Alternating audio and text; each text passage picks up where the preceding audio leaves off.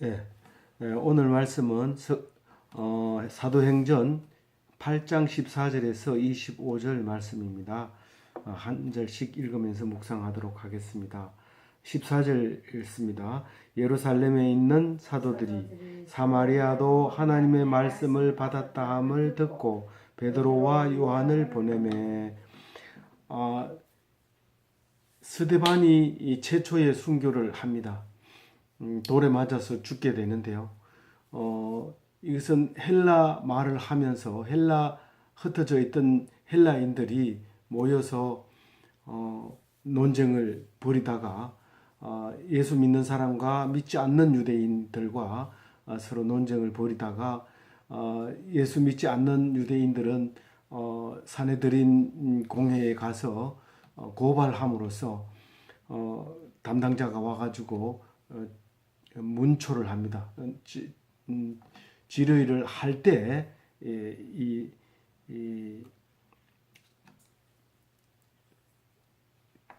그 집사 스데반 집사가 이제 설교를 하는데 그 다른 디아스포라 유대인들 헬라 말을 하는 유대인들이 감당을 못하는 거예요. 오직 마음에 찔리고 양심에 찔리고 할 말이 없는 거예요. 틀린 말이 아니기 때문에. 그러나 아프죠.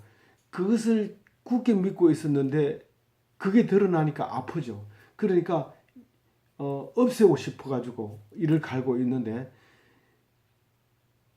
나 혼자는 못하고 여럿이 무리서 이제 그 돌로 칠 때 무리에 섞여서 이제 돌로 치게 되는 일이 생깁니다. 그래서 결국은 스데반이 죽게 되는데요.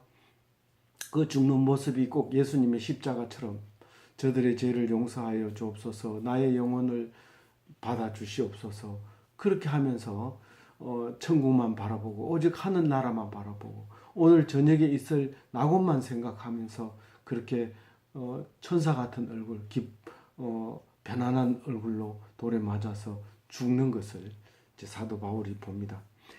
사도 바울이 이제부터 이제 역사가 일어나겠지만 그 사도 바울이 역사가 일어나기 전에 집사들은 어떤 역사가 일어났을까? 그 7 집사 중에서 제일 이름이 앞에 나오는 스데반 집사가 이제 순교를 했습니다.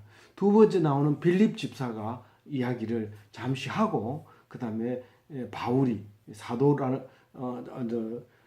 바울이 청년 바울이 원래 이름은 사울이죠. 사울이라 하는 청년 발 앞에 그 돌을 치는 돌로 징계하는 사람의 그 옷을 맡아서 정인으로 섰던 그 젊은 청년 사울이 이제 활동하는 바울 이야기가 이제 앞으로 이제 나옵니다.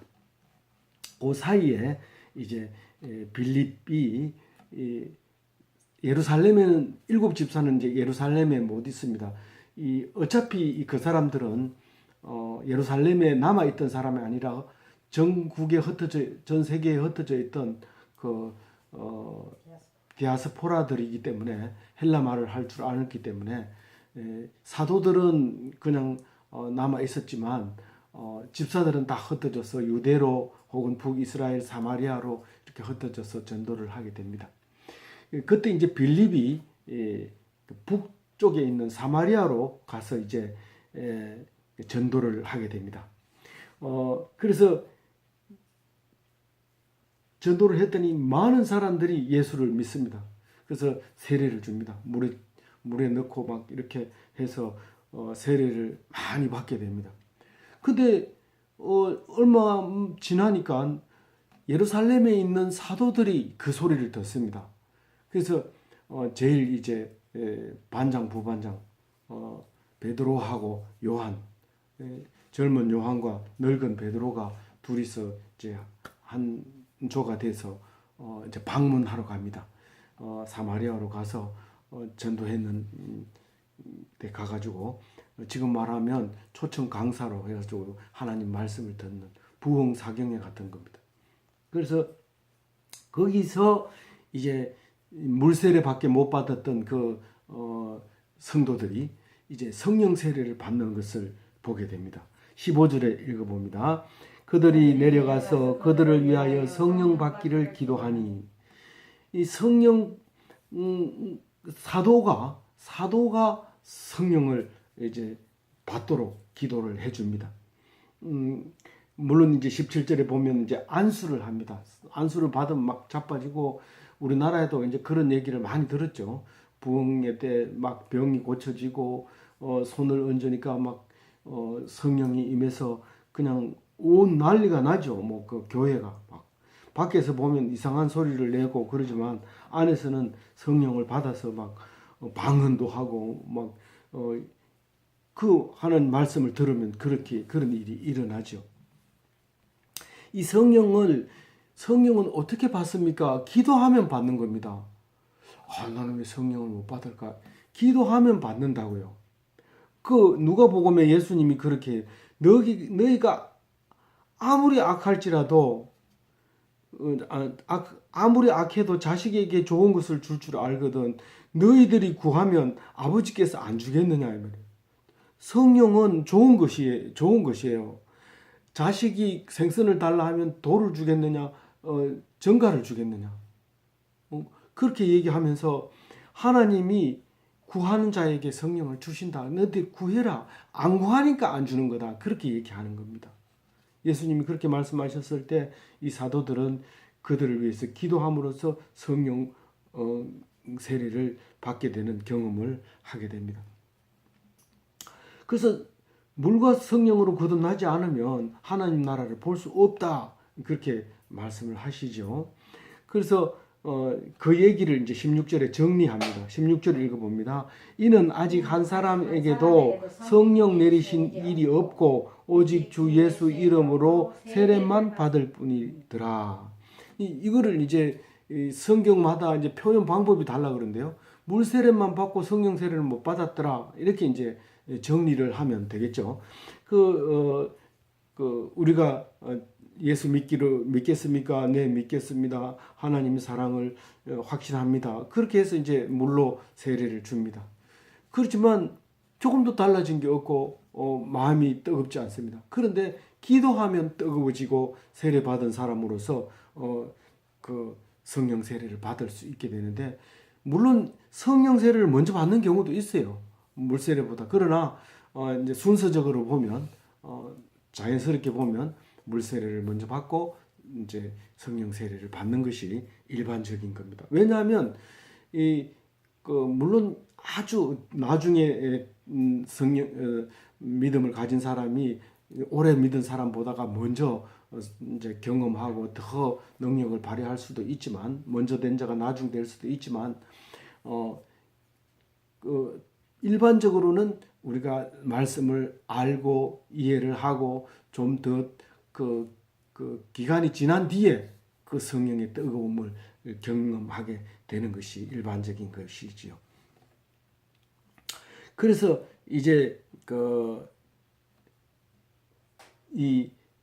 이런 일이 있을 때 누가 나타나느냐 하면 앞에서 예수 믿기로 작정했던 유명한 사람이 있습니다. 그 유명한 사람 이름은 시몬인데 마술쟁이 시몬입니다. 마술이라고 하는 것은 당연히 속이는 거죠. 눈을 속이는 거지만 이건 뭐 사기치는 게 아니라 이제 재미있게 하려고 속이는 거죠. 분명히 속이는 건데 모르는 거죠. 뭐 아는 것도 있지만 대부분 이제 모르는 겁니다. 아는 것도 참 잘한다. 야, 그렇게 어떻게 처음 보는 사람은 모르겠지. 뭐 이렇게 하면서 감쪽같이 속이는 거에 대해서 재미있게 하고, 어떤 경우에는 진짜 모르겠는 거 있어요. 근데 그것도 안 가르쳐 줍니다. 절대로. 그리고 그걸 보면서 재미있어 하고 이렇게 하죠. 근데 그러다 보니까 많은 사람들이 시몬이 오면 구경하러 갑니다. 마술사 시몬이 왔다 하고 가서 구경하고, 어떤 데는 동지 섣달 기나긴 밤 재미없을 때는 시몬을 불러다가 마술시키고 박수치고 먹는 음식도 나눠 먹기도 하고, 그리고 이제 사람들이 오랫동안 그 기술을 이 마술을 하려면 한 가지 기술 가지고 안 됩니다.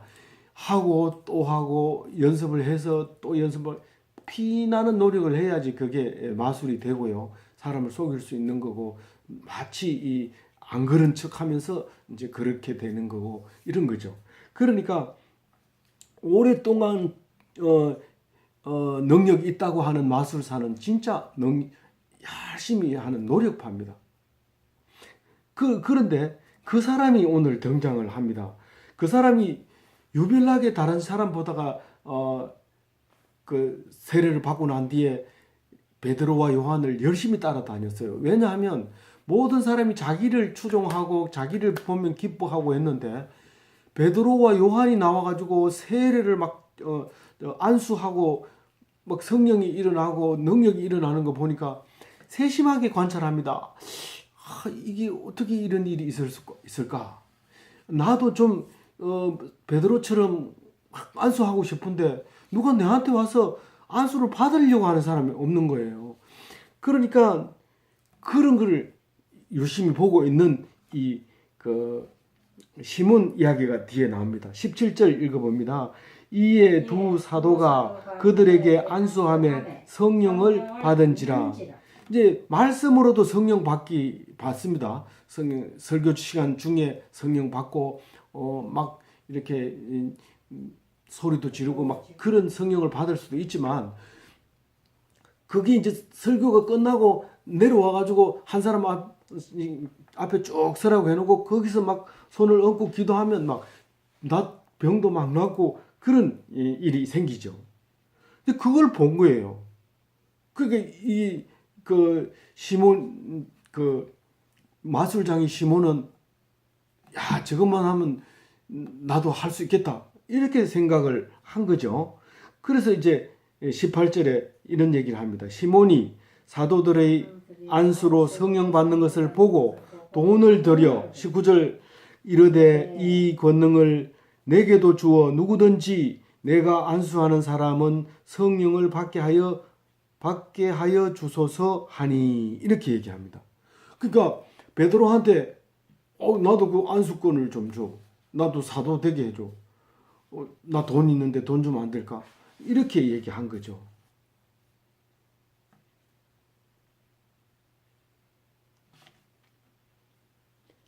이 말씀의 묵상이 없는 신비주의는 이런 결과를 낳는 거죠. 뭐 신비로운 것의 능력은 받고 싶지만 말씀이 없으면 그 근거를 모릅니다. 어디에서 그런 능력이 나오는지를 모르기 때문에 돈으로 해결될 수 있고 그 안수하는 고난만 있으면 성령 세례를 받는다고 생각을 하는 겁니다. 근데 그렇지 않거든요. 이것은 오직 하나님께서 주신 선물이라고 하는 겁니다. 그게 믿음이라는 거. 선물이라는 것은 믿음이라는 것을 얘기하는 겁니다. 믿음은 선물로 줍니다. 나는 믿는다고 했는데 왜 안 됩니까? 왜 또 믿어지지 않습니까? 그러면 기도하라는 거예요. 기도하면 성령을 주고 기도하면 믿음을 갖게 하고 믿음으로 하면 뭐든지 이루어진다는 거예요. 근데 믿음 없이 안수권만 가지고 그냥 갖다가 안수한다고 해서 되는 게 아니고 그렇게 하면 망령되이 일컫는 것이 되는 것입니다. 그래서 땅의 것만 생각하는 사람이 그걸 볼 때는 돈으로 안 되는 게 뭐가 있느냐. 그렇게 생각하고 그 성직을 돈으로 주고 살려고 했던 것이죠. 그래서 이 시몬의 생각을 잘못됐다고 얘기를 하지 않고 나중에는 이것을 돈을 주고 신부가 됐다든가 돈을 주고 목사가 됐다든가 이렇게 했다면 그것을 갖다가 사이몬이라고 얘기를 해요. 뭐 사이비하고 비슷한 말인데 뭐 용어는 발음이 비슷해 그렇지 말은 전혀 다르죠. 사이몬이 시몬이라는 뜻이 이제 발음이 그렇게 변화됐어요. 시몬과 같은 이런 뜻이죠. 사이몬이는 성직을 돈으로 산 것을 사이몬이라고 얘기를 했단 말이에요. 지금 20절에는 베드로가 이것을 엄청 꾸짖는데요.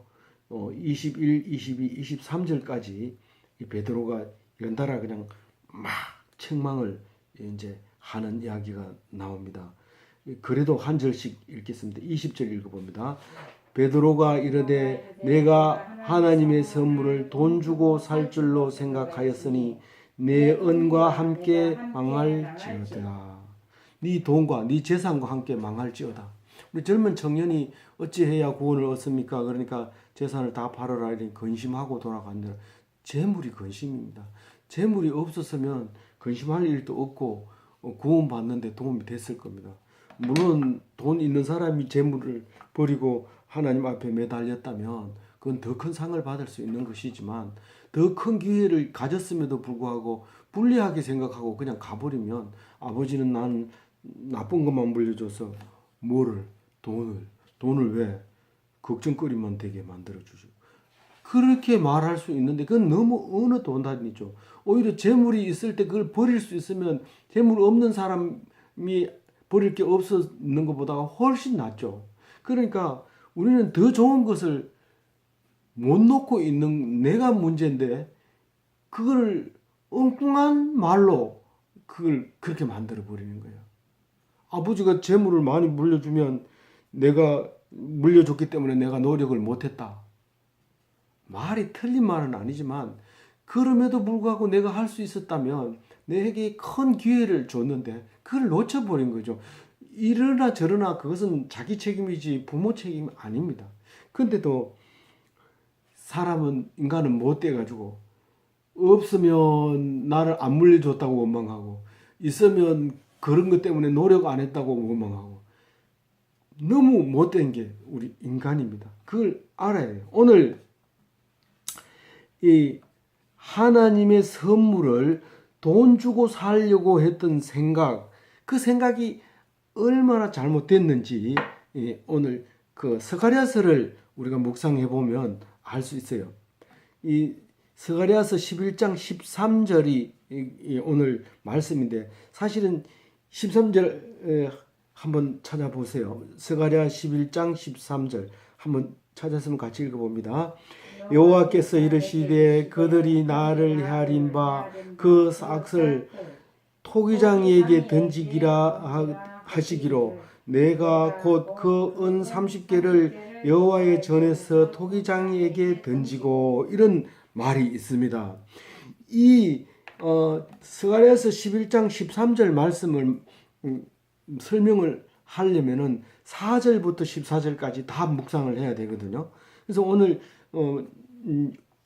사도행전 말씀은 좀 짧으니까 요걸 먼저 좀 보도록 해요. 왜냐하면 시몬이 지금 야단치고 있는 것은 하나님의 선물을 돈 주고 산 거에 대해서 이야기하는데 이게 스가랴서에 그대로 있습니다. 스가랴서는 어떤 책이죠? 말라기 바로 앞에 있는 책입니다. 다시 말해서 구약에서 마지막 책이라고 생각하면 됩니다. 구약에서 마지막이 무슨 말을 했을까요? 구약의 마지막, 그러니까 바벨론 포로 가기 전에 많은 선지자들이 썼는 소선지, 대선지가 있지만 바벨론 포로 끌려가가지고 갔다가 온 다음에 쓴 것은 학개, 스가랴, 말라기 이거밖에 없잖아요. 그러면 이 선지서에 나와 있는 내용이 뭘까요? 결국은 예수님이 오시겠다고 하는 예언 말고는 더 이상 할 게 없습니다. 물론 그 앞에도 다 예수님을 말씀하고 있는 것이지만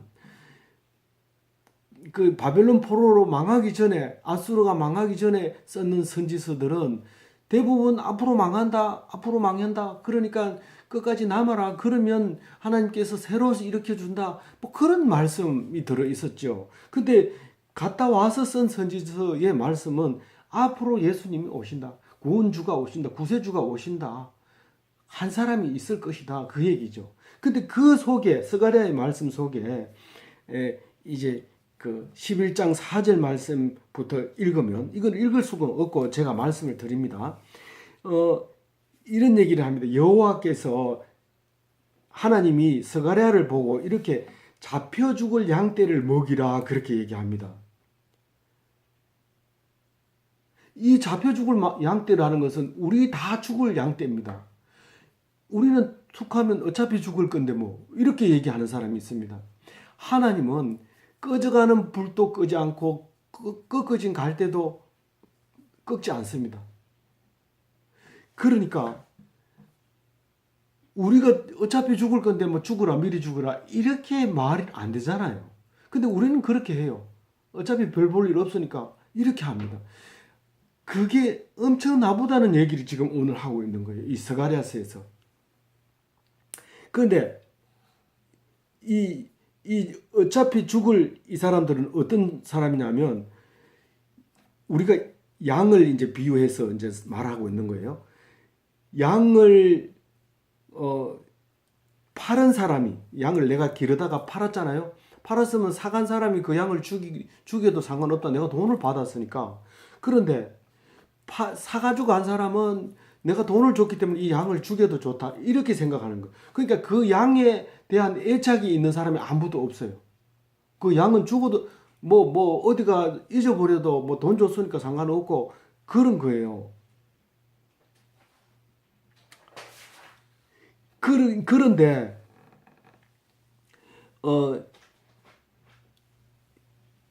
여호와께서 말합니다. 목자들이 그것을 불쌍하게 여기지 않기 때문에 나도 불쌍히 여기지 않는다 그래요. 그게 무슨 말이냐면 그러니까 목자들이 양을 불쌍히 여기지 않으니까 하나님도 그것을 불쌍히 여기지 않아서 이웃의 임금에게 이웃에게 붙들려 가지고 그 노예가 돼도 그냥 놔두고 건져내지 않고 억압을 당해도 그냥 놔두겠다. 그런 말을 하는 거예요. 그러니까 잡혀 죽을 양떼를 죽어가는 양떼를 기른다고 하는 것은 정말 가련한 양떼들이죠. 누군가가 보호를 안 해주니까요. 그래서 그 양떼를 기를 때는 막대기를 2개를 가지고 있습니다. 그러니까 하나는 짧은 막대기라서 멀리 던지기 좋습니다. 늑대 같은 게 나타났을 땐 던지고요. 그 던져버리면 아무 막대기가 없잖아요. 그렇기 때문에 하나는 긴 막대기가 있어서 이것은 던지는 게 아닙니다.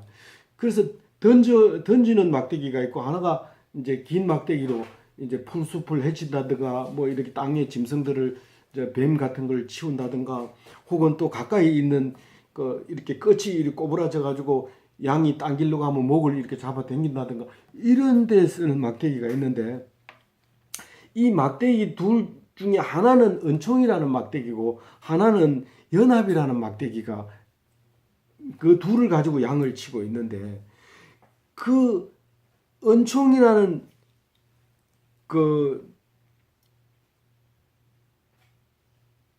막대기는 죽든지 말든지 그냥 내버려 주는 막대기인데 하나님이 그 은총의 막대기를 분질렀다는 거예요.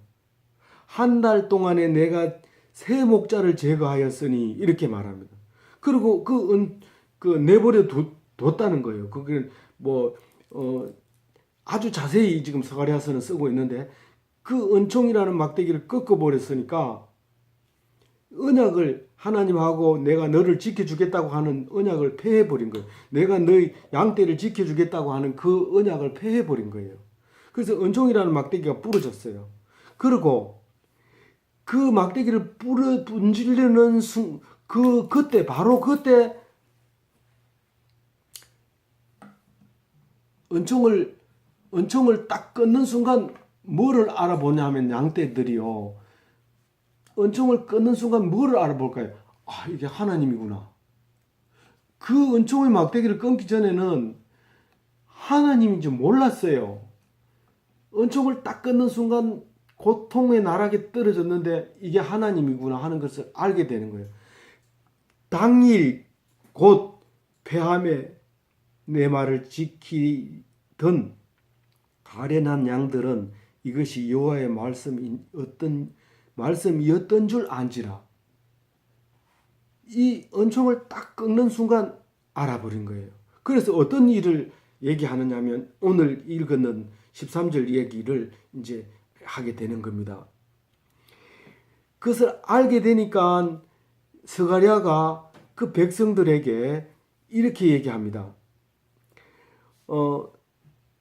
너희가 좋게 여기거든 내 품삯을 내게 주고 그렇지 아니하거든 그만두라.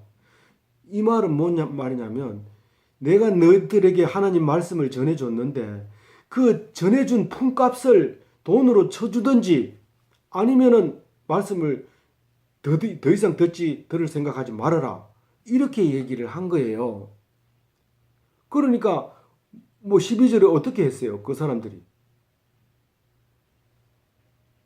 말씀을 들은 사람이 어떻게 했어요? 은 30개를 달아서 품삯으로 줬어요. 그래서 하나님이 분노하는 거예요. 어떻게 해야 돼요? 하나님의 말씀을 전하는 걸 돈으로 주면 안 돼요. 그래서 목사를 월급이라고 안 해요. 어떤 교회도 목사를 월급 준다고 얘기를 하지 않아요. 사렙이라고 얘기하죠.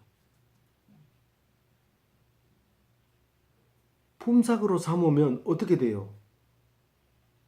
그 사람은 저주를 받아요. 오늘 이 베드로가 시몬에게 말한 것처럼 저주를 받게 돼요.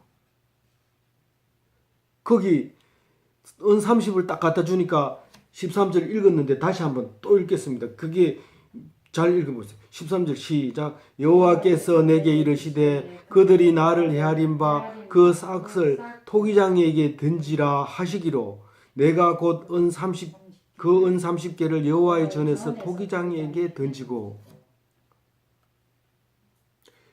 예수님이 말씀이죠.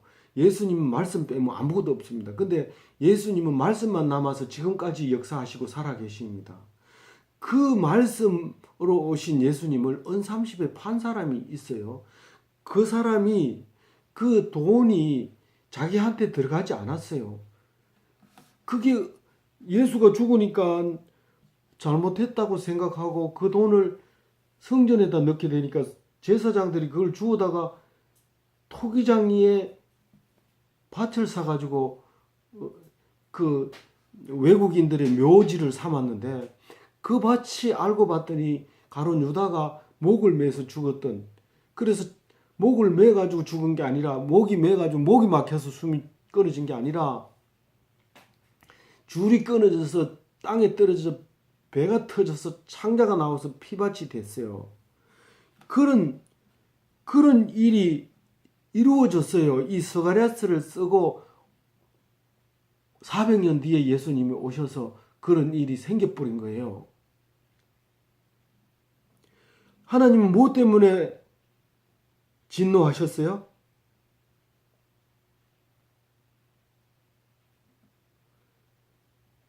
하나님 말씀 전하는 걸 돈으로 생각한 거예요. 돈으로 계산한 거예요. 사도 바울도 어디 가서 내가 밥을 얻어먹을 권한이 없느냐, 내가 아내를 데리고 다닐 권한이 없느냐. 물론 바울은 아내가 없어서 못 데리고 다녔지만 베드로는 데리고 다녔어요. 근데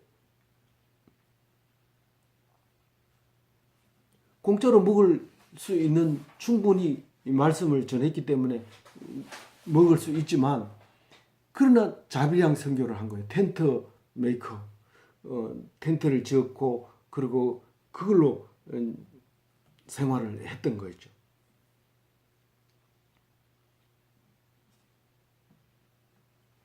그래서 이게 이제 두 번째 막대기가 꺾어지는 순간이죠. 그가 그렇게 한 것이 이제 그 품삯을 받은 것 때문에 하나님이 화가 나가지고 두 번째 막대기를 꺾었는 게, 그게 무슨 막대기예요?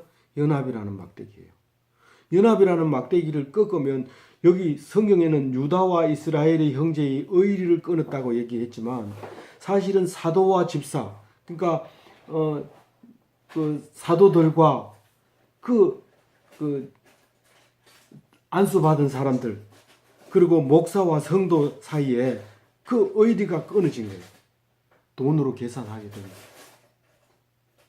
만약에 베드로가 돈을 받고 야, 니도 이제부터 안수해, 그래도 되니까 자 이제부터 요술장이 시몬은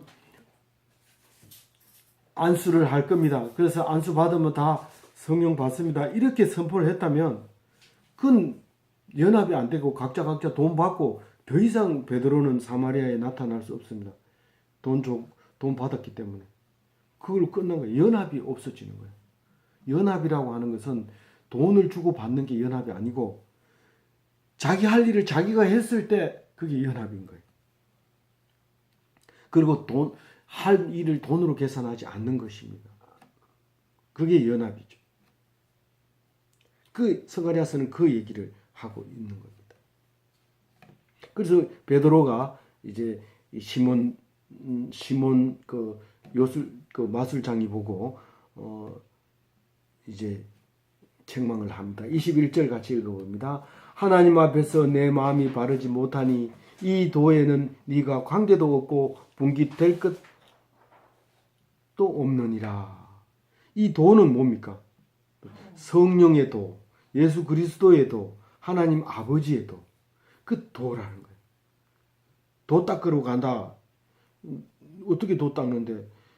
혼자서 닦는 거예요. 그건 도가 자기 도죠. 자기 도. 우리는 삼위일체의 도를 얘기하는 겁니다.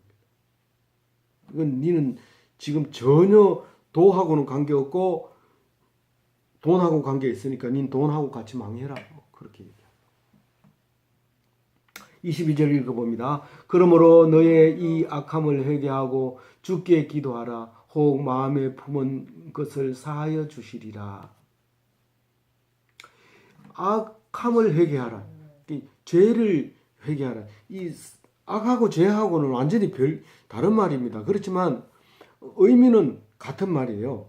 이 카키아라고 하는 악과 하말티아라는 죄가 이제 다른 말이기 때문에 다르지만 우리는 악하고 죄하고 그렇게 구분을 할 줄 몰라요. 죄라고 하는 것은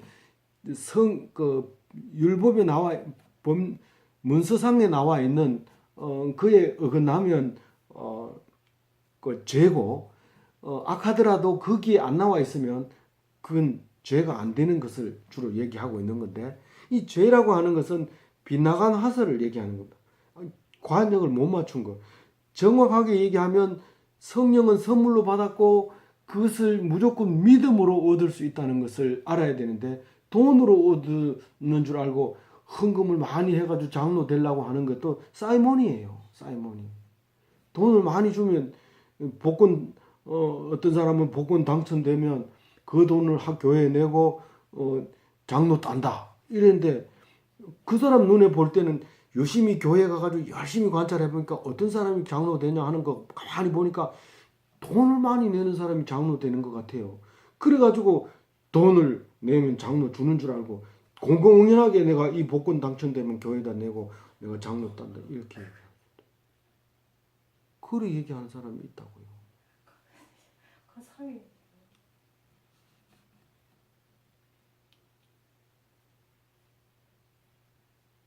그게 사이몬이에요.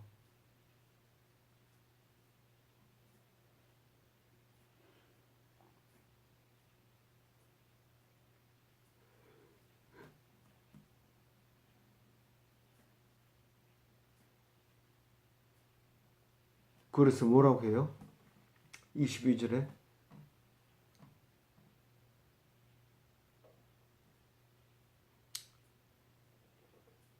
주께 기도하라 그러죠. 회개하고 주께 기도하라. 네? 회개한다는 것은 자기가 잘못됐다는 것을 찾아내고 돌이키고 그리고 기도하라는 거예요. 혹 마음에 품은 것을 사하여 주시리라. 혹은 뭐뭐 할 줄도 모르므로 이런 말이에요. 사하여 줄지 모르므로 안 사해 준다는 거예요. 근데 기도하면 사해 줄지도 모른다 이렇게 얘기합니다. 근데 베드로가 보니까 이제 다 얘기하는 거죠. 악독이 가득한 놈이다 너. 불의에 매인 놈이다. 그렇게 얘기합니다. 우리가 목사가 교인 보고 이렇게 얘기하면 어떻게 되겠어요? 잘 모르는데 좀 다 일러서 얘기하지 왜 그렇게 악한 그 저주의 말을 합니까? 망하라 그러고 뭐 그게 목사 입에서 할 소리입니까?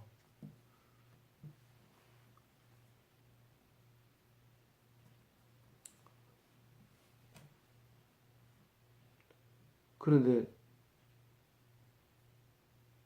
그렇게 얘기하는 사람은 믿음이 없는 거고 시몬보다 훨씬 못한 사람이 그런 말을 하는 거예요. 시몬은 어떻게 해요? 자기 보고 하는데도 자기가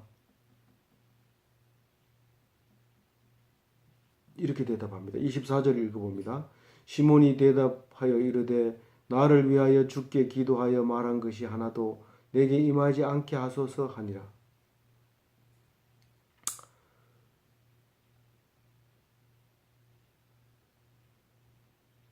시몬이 회개합니다.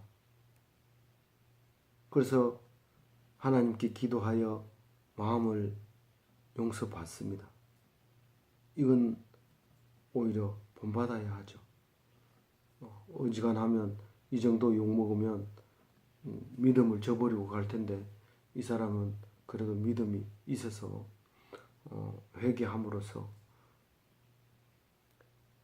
간절하게 부탁을 합니다. 기도를 부탁합니다. 베드로가 말한 저주가 응하지 않기를 기도합니다. 이 예언이라고 하는 제가 지금 묵상이라고 하면서 설교하는 이 말씀 이게 예언이고 베드로가 했는 20절부터 23절까지 하는 말씀도 예언이고 이 예언은 목적이 바로 여기에 있습니다. 저주의 예언이라도 회개하면 축복으로 바꿔주시는 하나님. 그게 예언이에요. 좋은 말만 하고 기쁜 말만 하고 이렇게 하는 게 설교같이 여러분들은 알고 은혜 안 된다. 기분 나쁘다. 기분이 나쁜 이유를 알아야죠. 기분 나쁜 이유. 기분이 나쁜 이유를 알아야죠. 왜 기분이 나쁜지. 왜 스데반을 죽였어요? 그것을 알고 빨리 돌이키면 살 수 있는데 사내들인 공회의 원이기 때문에 마음은 있지만 동조를 못합니다. 그런데 그 중에서 아리마대 요셉이나 밤에 찾아온 누굽니까? 예수님을 밤에 찾아온 니고데모 같은 사람들 이런 사람들이 사내들인 공회원인에서도 옵니다. 이 저주를 퍼부었을 때도 시몬처럼 돌아옵니다. 근데 그 예언을 그대로 받아들이고 기분 나빠하면 믿음이 없는 사람이죠. 그건 성도도 아니죠. 그건 당연히 믿을 자격이 없는 거죠. 25절 읽고 마치도록 하겠습니다. 두 사도가 주의 말씀을 정언하여 말한 후 예루살렘으로 돌아갈새 사마리아인의 여러 마을에서 복음을 전하니라 이렇게 했습니다. 베드로와 요한은 주의 말씀을 선포한 후에 이제 예루살렘으로 돌아갑니다. 돌아가는 길에 그냥 가는 것이 아니라 사마리아를 이렇게 전도하기 위해서 조금 더 돌았든지 똑바로 오더라도 시간을 내서 천천히 이렇게 전도하고 오든지 그렇게 했을 것처럼 이렇게 기록을 하고 있습니다. 우리가 오늘 말씀 속에서 보면 우리가 성령은 물 세례를 받았다고 해서 성령 세례 다 받는 건 아닙니다. 기도하고 간구하고 또 사역자분에게 말씀을 예언을 듣기도 하고 그것을 진짜 믿음으로 받기도 하고 그리고 안수도 받고 그렇게 함으로써 성령의 경험을 하고 거듭나고 하나님 나라를 볼 수 있는 눈을 열게 되는 것입니다. 그리고 어떤 황금 만능주의에 있다 하더라도 그 예언을 듣고 회개하면 이 사이모니가 이제 정상적으로 돌아오는 그런 귀한 역사가 일어날 거로 것입니다. 아무쪼록 이 말씀으로 귀한 삶 사는 기독교인이 다 되시기를 주님의 이름으로 축원드립니다.